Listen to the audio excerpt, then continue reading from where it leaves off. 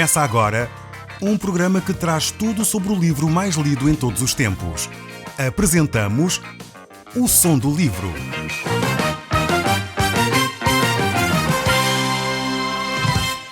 Seja muito bem-vindo. Neste podcast vai encontrar o livro mais conhecido e lido em todo o mundo. Vamos levá-lo numa viagem pela história da humanidade. Este é um audiolivro para si, para a sua família e sociedade em geral. Contextualização e comentários de Paulo Chaveiro. Este livro dos Atos tem ensinamentos tremendos para nós que queremos seguir a Cristo. Nós vimos já há algum tempo que estes cristãos aqui tinham sido perseguidos. Eles tinham sido espalhados desde a cidade de Jerusalém por quase todo o Império Romano. Havia uma grande perseguição e chegou ao ponto de levar alguns cristãos a serem mortos. O grande exemplo que foi relatado neste livro foi Estevão. E então, a partir daí, os cristãos foram espalhados pelo Império Romano. A maior parte dos cristãos que foram espalhados falavam só acerca de Jesus Cristo aos judeus. Mas houve alguns que não o fizeram. Começaram a anunciar a Jesus Cristo também a outras pessoas que não eram judeus. E aí as pessoas foram criando novas comunidades, criando novas igrejas e foram se estabelecendo ao ponto de, em Antioquia, por exemplo, os cristãos aí serem chamados de cristãos. Até aquela época eles não se chamavam cristãos, eram considerados os do caminho, era o nome que eles tinham. E esta palavra cristão surgiu quase a título de zombaria. Eles diziam que as pessoas que seguiam Jesus Cristo eram pequenos cristos, eram pequenos imitadores de Cristo e por isso passavam a chamar cristãos. Esse termo então vulgarizou-se. Hoje, de alguma forma, já ninguém se sente ofendido com esse termo, mas na altura a ideia era zombar um pouco dos cristãos, dizendo, olha, estes são cristãos. Houve algumas fases aqui no nosso país que se costumava também fazer isso a outras comunidades cristãs que não a oficial do nosso país, e as pessoas zombavam desses cristãos que tinham optado por seguir a Cristo de uma forma diferente. E, infelizmente, muitas vezes as pessoas fazem isso, só que mais tarde esses nomes ficam e já não têm a conotação que tinham no passado. E aí os cristãos começaram a adotar esse termo também, pois na realidade eles eram imitadores de Jesus Cristo, eles eram seguidores de Jesus Cristo e querem que o caráter de Cristo se forme na sua vida. Por isso mesmo, assenta bem este termo cristãos. Ali também vimos ainda no capítulo 11, no capítulo anterior, como os cristãos, ao perceberem que haveria muita necessidade, uma fome que iria assolar os cristãos e aquela época, então juntaram donativos para enviar a Jerusalém àqueles que eram mais carenciados. E isto tem sido uma marca do cristianismo. Perceber que não é só uma religião de palavras, mas é uma religião de ações. Uma religião que leva os cristãos a agir em conformidade com as necessidades dos outros. E então foi o que aconteceu. Mas vamos chegando a este capítulo 12 e vamos ver que a perseguição aos cristãos continua. E aqui temos uma família que já é nossa conhecida, a família de Herodes. Herodes foi alguém que sempre se opôs, ou a família de Herodes foi alguém que sempre se opôs a Jesus Cristo. Desde logo a sua nascença, estamos lembrados disso, que um dos familiares de Herodes quis matar a Jesus Cristo. Por isso, fez uma grande matança, dizimando milhares de crianças por causa da pessoa de Jesus Cristo. Depois vimos um outro Herodes, da mesma família, mas com o mesmo nome, Herodes, a zombar de Jesus Cristo, a enviá-lo a Pilatos, a querer saber se Jesus poderia ou não fazer milagres para ele se divertir um pouco. Vemos que esse mesmo Herodes mandou matar João Batista de forma a que não tinha grande temor a Deus. Este homem era de facto um homem que não temia a Deus e não se preocupava muito em ouvir aquilo que se dizia acerca de Jesus Cristo. Ele presenciou estes factos de Jesus Cristo estar ali, ele teve a oportunidade de ouvir João Batista, de alguma forma ele até temia João Batista, ouvia com alguma atenção, mas era um homem que tinha o coração duro para as coisas de Deus. Ele havia fechado de facto a oportunidade de ouvir a voz do Evangelho. Ele tinha de facto perdido essa oportunidade. Ele tinha convivido com Jesus, tinha convivido com os apóstolos, tinha convivido com João Batista, mas ele não quis saber nada acerca de Deus. No fundo é uma família que fica fechada para as coisas de Deus. E não é preciso ser um ateu para fechar o coração às coisas de Deus. Quem não tem um coração pronto para ouvir aquilo que Deus tem para dizer, de alguma forma é alguém que não crê que Deus existe. Quem não põe em prática os ensinos de Deus, quem ouve a palavra de Deus, mas depois não é consequente, de alguma forma poderíamos dizer que ele nega a existência de Deus. É uma pessoa que não tem Deus no seu próprio dia-a-dia. Eu creio que há muitas pessoas na nossa nação que dizem ser cristãos, mas não seguem os ensinos de Cristo. Eu pergunto, será que são mesmo cristãos? Alguém que não põe em prática aquilo que Deus quer para a sua vida. Alguém que não põe em prática os ensinamentos de Cristo será realmente um seguidor de Cristo? Será um pequeno Cristo, como vimos ainda há pouco sobre a igreja de Antioquia? Ou será de facto alguém que ainda precisa ter um encontro com Jesus? Pense sobre isso e responda para si próprio. Se você se diz cristão nominal, se você diz que é cristão, mas na realidade não convive, não vive com os padrões de Deus, será que realmente é um cristão? Mas o texto bíblico continua e vamos então abrir a nossa Bíblia no livro dos Atos, no capítulo 12, e vamos ler aqui o verso 1. Por aquele tempo, o rei Herodes tomou medidas contra alguns da igreja e matou Tiago, irmão de João, pela espada. É assim que começa este capítulo 12. Ele começa por falar acerca dos atos criminosos de Herodes. Herodes é a autoridade, digamos assim, naquela região. Ele, de alguma forma, é uma autoridade que deveria providenciar a defesa dos direitos dos cidadãos, mas na realidade é ele que promove um ataque aos cristãos. No fundo, ainda hoje, as autoridades muitas vezes que deveriam proteger e garantir o exercício da religião são elas que, infelizmente, por vezes dificultam isso. Em vez de ser as autoridades que promovem a liberdade religiosa, em vez de serem as autoridades a promover e a punir quem é violento e age de uma forma ofensiva contra a fé daqueles que deveriam ter essa liberdade para a expressar, muitas vezes são as autoridades governamentais que são impedimento para isso, prejudicando e criando leis ou tendo atitudes que são prejudiciais, como acontece aqui com este rei Herodes. Ele é o primeiro a tentar matar e inclusive chegando mesmo a matar alguns dos cristãos que estavam seguindo a sua vida de uma forma inocente, beneficiando a sociedade, fazendo o bem ao próximo, dividindo aquilo que têm de comum para a forma que aqueles que estão necessitados não tenham necessidades e, no fundo, a paga que eles recebem era a perseguição e a matança. Infelizmente, ainda hoje é assim. Mas, no fundo, o apóstolo Pedro, deixando na sua carta algo escrito, ele diz exatamente isso. Se vocês sofrem por fazer o bem, então não se sintam mal, porque, afinal de contas, Jesus Cristo morreu também por fazer o bem, por amar a cada um de nós, por perdoar os nossos pecados. Mas o texto bíblico continua a relatar o que é que acontece aqui aos judeus e como é que este Herodes age. Vendo que com isto, portanto, o Herodes, vendo que com isto que tinha agradado aos dirigentes judaicos, Herodes então prendeu Pedro durante a festa da Páscoa e meteu na cadeia, guardado por 16 soldados. Agora Herodes começa a querer agradar ao povo. Ele quer então agradar as maiorias, e se a maioria está satisfeita com o facto de eles discriminarem religiosamente os cristãos, então ele vai começar a fazer isso. E mais longe então, ele prende os apóstolos. Começa por matar Tiago, irmão de João, e agora vai fazer mal a Pedro. Prende Pedro de uma forma bem segura. Talvez deveria ser uma prisão de alta segurança. Pedro estava guardado por 16 soldados, diz o texto. E vemos que ele não tinha uma grande liberdade de movimentos.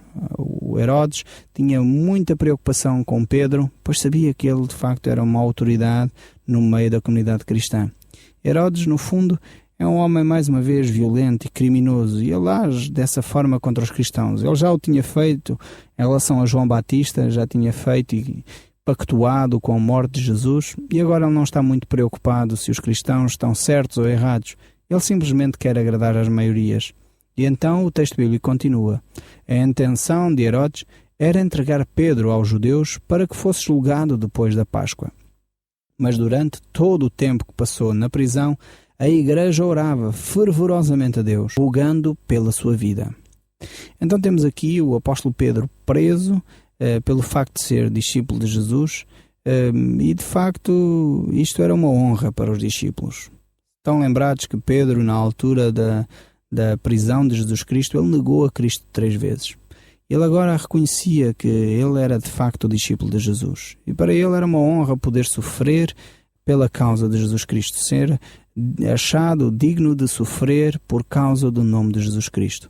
Então ele ali estava preso, mas a igreja primitiva estava em oração. Ela não fica apática, os cristãos não eram masoquistas, não eram alguém que querem sofrer por sofrer.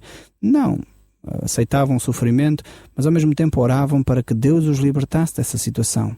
E os crentes então estão em oração fervorosa pela situação de Pedro. É a oração que pode, de facto, fazer as circunstâncias da vida serem transformadas. Então nós devemos dedicar-nos à oração com afinco. Estas orações são feitas com o objetivo de libertar o Pedro. Elas não são feitas ao acaso, elas não são feitas a uma imagem, não são feitas a um anjo, ou não são feitas a um poder esquisito ou oculto sem saber muito bem qual é. Não, elas são feitas a Deus Pai, em nome de Jesus Cristo. E ela tem poder para libertar, inclusive, o próprio apóstolo Pedro, que está na prisão. Mas é isso que nós vamos continuar a ver no texto bíblico. E naquela noite anterior ao seu julgamento, Pedro dormia preso, com correntes duplas, entre 2 soldados, e ainda com outros guardas à porta da prisão. Então, como eu disse, Pedro estava numa prisão de alta segurança. Pedro estava acorrentado a 2 cadeias e os sentinelas ainda estavam à porta do cárcere. Ou seja, ele tinha pés e mãos atadas a 2 guardas que estavam amarrados com ele. Eles não queriam certamente que Pedro fugisse, além de estar dentro de uma cela e além dessa cela ainda ter guardas à porta. Portanto, Pedro estava altamente seguro dentro daquela prisão. Estava preso e bem maniatado, de forma a que vários guardas pudessem vigiar para que Pedro não fugisse dali de qualquer das formas. Certamente os judeus já sabiam da ressurreição de Jesus Cristo e nessa altura, quando eles disseram que foram os discípulos que roubaram, estão lembrados que também havia guardas à porta do túmulo de Jesus Cristo. E então, por essa razão, para que não houvesse mais uma tentativa de enganar, então eles queriam ter a certeza que Pedro não fugia. Mas Deus, mais uma vez, quando age, não há homem nenhum, nem Herodes nenhum, que possa impedir a ação de Deus. Nem guarda romana, que era a guarda mais capaz daquela época, era, digamos, a tropa de elite daquela época, nem essa guarda poderia fazer alguma coisa contra o poder de Deus. Então, a igreja está em oração. Pedro está altamente preso e bem seguro dentro da sua prisão. E de súbito, diz o texto bíblico, fez-se uma luz na cela. E junto dele apareceu um anjo do Senhor, que batendo-lhe no lado para o acordar, disse-lhe, levanta-te depressa. Logo as correntes lhe caíram dos pulsos. E continuou, veste-te e calça-te. Pedro obedeceu. Agora embrulha-te na capa e segue-me. É muito interessante este texto aqui. Pedro está a dormir e o anjo do Senhor aparece na prisão e Pedro continua tranquilamente a dormir. Ou seja, Pedro está confiante que é Deus quem tem a sua vida nas suas mãos. Não há nada que Herodes ou os fariseus ou qualquer outra pessoa pudesse fazer que fosse contrariar a vontade de Deus na vida de Pedro. Ou seja, ele está descansado porque a sua vida está entregue nas mãos de Deus. É necessário que o anjo do Senhor que aparece ali naquele lugar toque em Pedro para o acordar, pois ele continua tranquilo a dormir, aguardando aquilo que Deus tem para ele. O anjo toca em Pedro e diz para ele se levantar e as correntes caem dos pulsos. Mas é interessante ver que o resto o anjo pede para Pedro fazer. O anjo pede para ele vestir-se, para ele calçar-se, para ele se embrulhar e seguir então atrás dele. Ou seja, Deus faz aquilo que tem que fazer, mas Deus nos deixa a nós fazer aquilo que nós podemos fazer. O anjo poderia acordar Pedro já calçado e vestido e solto e podia trazê-lo ao colo para fora da prisão. Mas não foi isso que Deus fez, não foi isso que Pedro fez. Havia coisas que era necessário que Pedro fizesse. Pedro deveria de obedecer à voz de Deus. E então havia coisas muito simples e práticas que era necessário que Pedro fizesse para obedecer àquilo que Deus tinha para ele. Por isso mesmo, ele deveria manifestar a sua confiança em Deus e obedecer às orientações que o anjo estava a dar. Ele deveria se vestir, calçar e sair. E então o verso 9 diz que ele saiu da cela atrás do anjo, mas sempre pensando que aquilo era um sonho ou uma visão, não acreditando que fosse qualquer coisa realmente que estava a acontecer. Passaram pelos primeiros e segundos postos de guarda e chegaram ao portão de ferro que dava para a rua, o qual se abriu por si. Cruzaram-no e caminharam junto pelo espaço de um quarteirão, e então, repentinamente, o anjo desapareceu. Mais uma vez temos aqui uma situação que só Deus poderia fazer. Então eles passam por uma prisão inteira cheia de guardas, que têm as sentinelas alerta, sem que sejam notados, e caminham pelas ruas de Jerusalém sem serem notados, e quando Pedro está numa segurança relativa, então o anjo desaparece e deixa que Pedro faça o seu percurso. E isto porquê? Porque a igreja estava em oração. Ou seja, este texto bíblico, o ênfase aqui é na igreja. Deus mostra o seu poder porque a igreja está em oração. Ou seja, a palavra de Deus nos mostra a importância desse relacionamento com Deus, a importância da oração, a importância de fazer conhecido diante de Deus os nossos pedidos, as nossas preocupações, aquilo que perturba o nosso coração. Devemos fazê-lo conhecido diante do trono de Deus. E Deus vai agir em conformidade com a sua vontade. É interessante notar que estes textos começam, ou esta libertação incrível de Pedro começa, antes é relatado um pouquinho dizendo que Herodes tinha mandado matar Tiago. Ou seja, Deus tem planos diferentes para pessoas diferentes. Será que Deus não tinha poder para libertar Tiago? Tinha.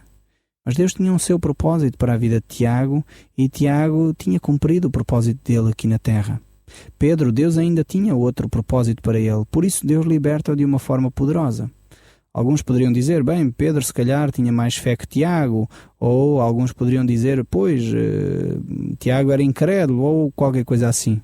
Mas não, a palavra de Deus mostra que Tiago era tão espiritual quanto Pedro, e que Deus amava tanto Tiago como amava Pedro, mas no entanto, por um lado, Deus permitiu que Tiago sofresse a morte de espada. Ao mesmo tempo, Deus não permite que Pedro fique preso. Ou seja, Deus tem propósitos diferentes para pessoas diferentes. Talvez você está a viver uma situação na sua vida difícil, talvez tão difícil como aquela de Tiago. Você está a passar por uma provação, uma situação complicada, na perda de um ente querido, alguma coisa que corre mal no seu trabalho.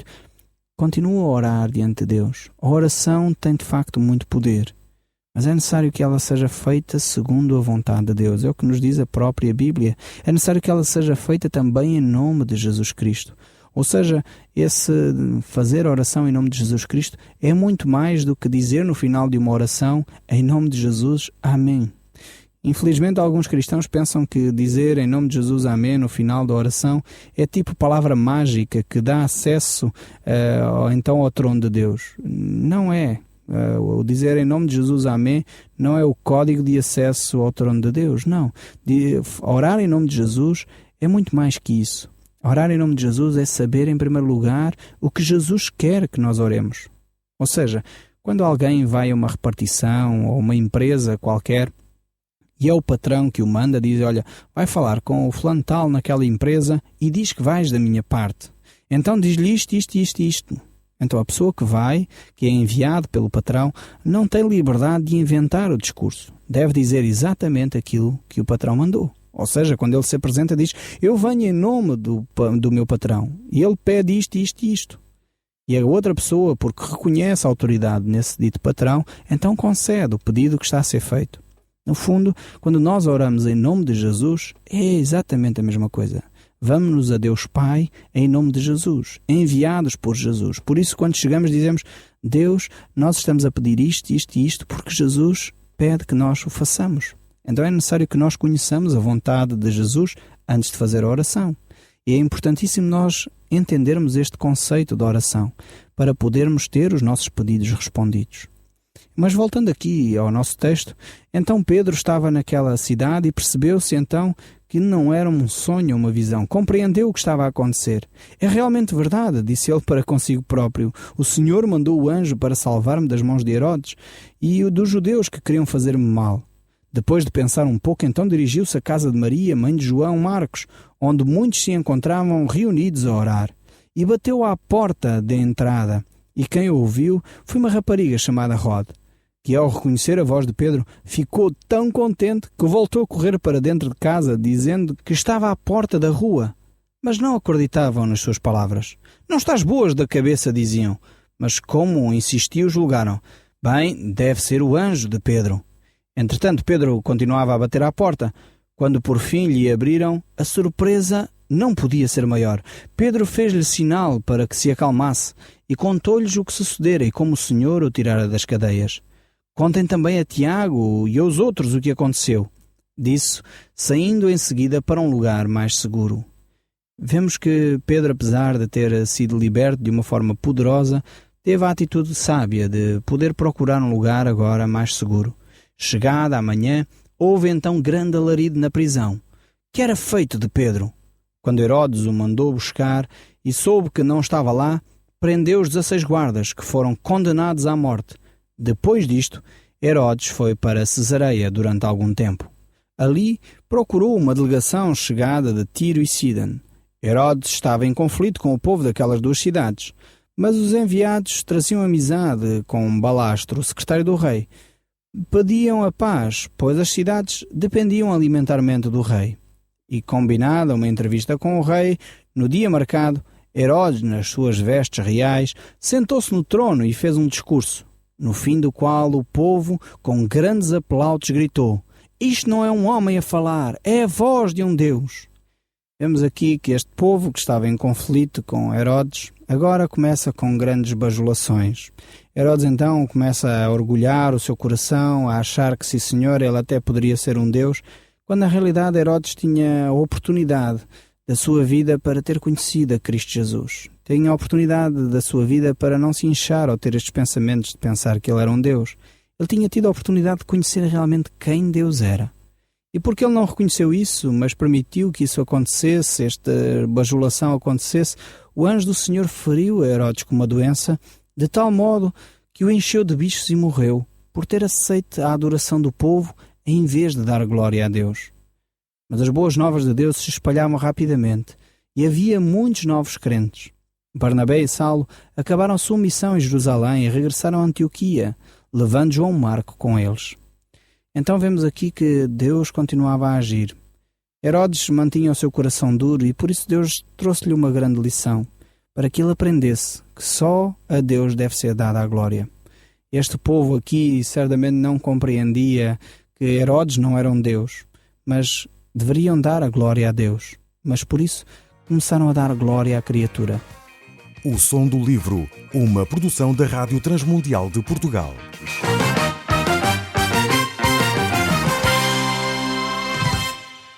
RTM. Conhece todos os nossos programas em rtmportugal.org. Uma produção da Rádio Transmundial de Portugal.